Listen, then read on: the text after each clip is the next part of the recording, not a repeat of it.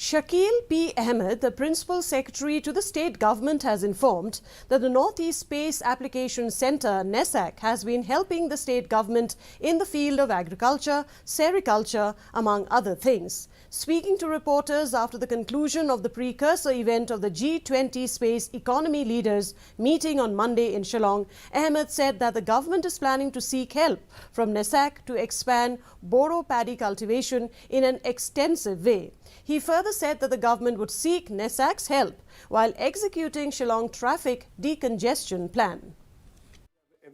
More investment in the sectors which can bring in more employment for the people of Meghalaya, and far more collaboration beyond the 28 projects which we are doing with NESAC in various sectors, from agriculture, water, afforestation, even for Shillong traffic decongestion. We are using the NESAC. They're supporting us in identifying the places which are possible expansion of parking areas and widening of roads. These kind of things would really project the destination.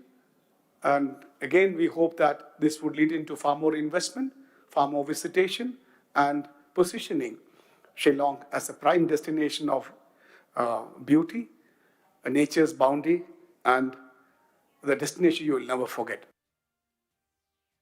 The High Court of Meghalaya has directed the joint